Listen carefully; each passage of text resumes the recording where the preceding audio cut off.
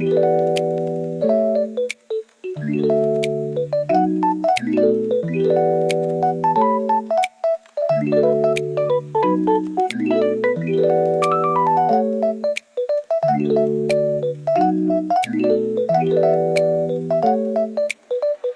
back to my YouTube channel.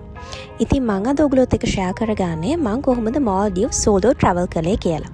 ඉතින් මගේ husband work කරන්නේ මාල්ඩීව්ස් වල හින්දා එයා වර්ක් කරන අයිලන්ඩ් එකේ ඉඳන් එයා මාල්ඩීව්ස් සිටි එකට ආවා.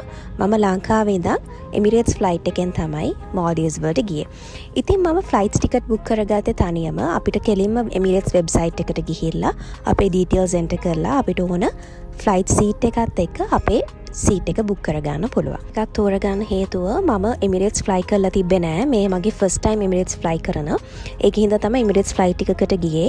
නමුත් එමිරේට්ස් ෆ්ලයිට් එක තියෙන්නේ ලංකාව වෙලාවෙන් රෑ 8යි කාලට. එතකොට අපි මාල්ඩීව්ස් වලට ලෑන්ඩ් කරනකොට රෑ 9යි කාල විතර වෙනවා. ෆ්ලයි කරේ 27 වෙනිදා නොවෙම්බර් 27. මොකද අපේ ඇනිවර්සරි ඩේට් එක තිබ්බේ නොවෙම්බර් 28. ඒක හින්දා මම 27 ෆ්ලයිට් එක ගත්තා. එතකොට රටේ ලොකු ප්‍රශ්නයක් තිබ්බේ නෑ. නිකන් වැස්සක් විතරයි තිබ්බේ. එතකොට මම 8ට විතර හොඳටම වහින්න පටන් ගත්තා. ඒක හින්දා ෆ්ලයිට් එක ටේක් ඔෆ් කරේ නෑ. 30 මිනිත්ස් විතර පල්ලෙහා තියාගෙන තමයි ෆ්ලයිට් එක ඩිලේ වුණා 30 මිනිත්ස් විතර. ඊට පස්සේ තමයි ෆ්ලයිට් එක ටේක් ඔෆ් කරේ. ෆ්ලයිට් එක්ස්පීරියන්ස් එක ගැන කියනවා නම් ෆුඩ් හොඳයි, ඒ වගේම සර්විස් එකත් හොඳයි. පැය කාමාරක ෆ්ලයිට් එකෙන් පස්සේ මම මාලේ වලට ආවා. එතකොට හස්බන්ඩ් ඇවිල්ලා හිටියා මාව පික් කරගන්න.